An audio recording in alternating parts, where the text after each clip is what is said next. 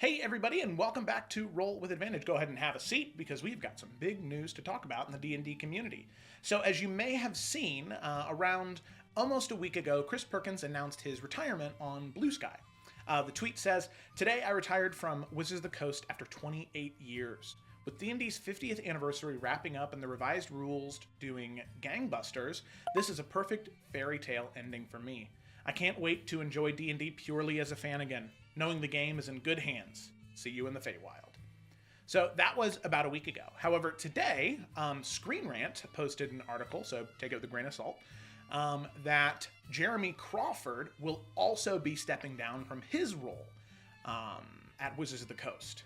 So yeah, let that sink in. Two huge titans at Wizards of the Coast that have been instrumental in developing 5th edition and 1 D&D, or 5.5 edition. So what does that mean for the future of D&D, especially with how much hot water Wizards of the Coast has been in lately for certain bordering on scummy business practices? So let's go ahead and dive in, shall we? So first things first, let's acknowledge the obvious. Crawford and Perkins leaving is huge. Jeremy Crawford, in case you didn't know, is the lead rules designer and has been instrumental in the shaping of 5th edition and 1D&D.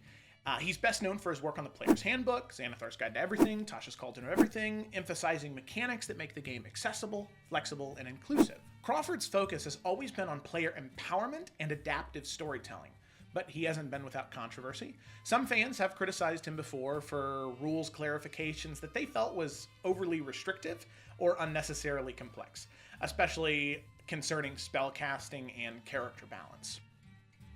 Chris Perkins, on the other hand, has been a longtime storytelling guru of D&D, crafting memorable adventures like Curse of Strahd, Waterdeep, Dragon Heist, and the Icewind Dale, Rime of the Frostbane adventure module. Perkins' strength has been his ability to create immersive worlds and engaging narratives. However, he's faced critiques in the past for some of his overly linear or predictable story arcs and for perceived railroading in certain adventure paths. I will say, if you yourself are concerned about your homebrew stories seeming predictable or overly linear, make sure you subscribe, as that's one of the things we talk about on this channel, is how to tell better stories and how to be a better storyteller as a DM. So subscribe for that if you're interested. Their departure signals a major shift at Wizards of the Coast.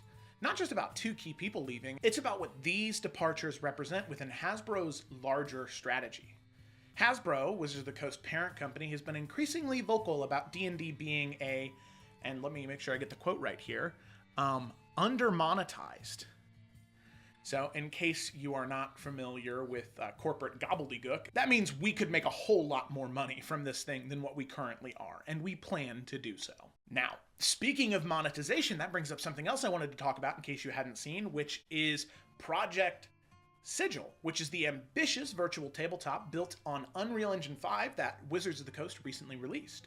Sigil was supposed to be the ultimate D&D experience, a flashy new platform aimed at expanding D&D's market and player base dramatically, sort of pandering to that Baldur's Gate 3 crowd with all of those flashy, fancy mechanics that you would see in a game like Baldur's Gate 3. But here's the thing. Just after launch, maybe a few weeks after launch, Wizards of the Coast laid off 90% of the Sigil team. Around 30 developers, gone. Just in the wind, done. The official word from inside? Aspirations for Sigil as a standalone, monetized platform weren't realized. Translation? Didn't make enough money fast enough. That leads us to our third and final section. What does it mean? What does this mean for Wizards of the Coast moving forward?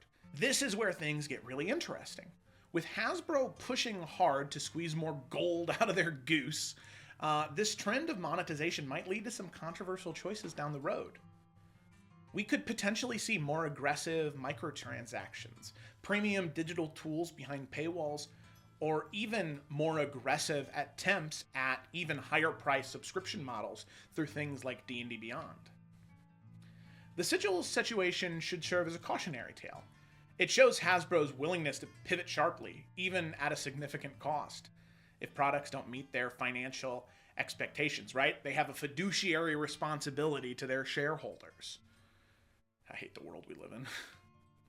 And now, without Perkins or Crawford steering the ship, who knows how future products will align with the community's expectations? Could we maybe see fewer risks taken creatively?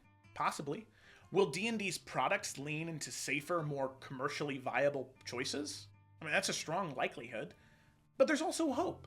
Fresh leadership could bring new ideas and innovations to shake things up in positive ways. Now, I should say in the article it is mentioned that nobody is going to be directly replacing Crawford and Perkins. There are 3 individuals, James Wyatt, Wes Schneider, and Justice Arman. Those 3 individuals would have a larger share of the responsibility in leading D&D into whatever its next iteration may look like, or at least the continued iteration of version 5.5 or 1D&D as it's called. But that's the news that I have. What do you think about this? Are you worried about the direction Wizards of the Coast might take, or do you see this as an opportunity for fresh creative leadership to redefine D&D? Let me know your thoughts down below. Thanks for watching, and be sure to subscribe, not only for more news like this in the future, but also for advice videos on how to be a better DM, how to be a better player, or check out our Twitch for our live stream D&D campaign, The Crimson Court, a very Game of Thrones political intrigue inspired campaign on Saturdays at 8 Eastern Time on Twitch. Thanks everybody, and we'll see you in the next one.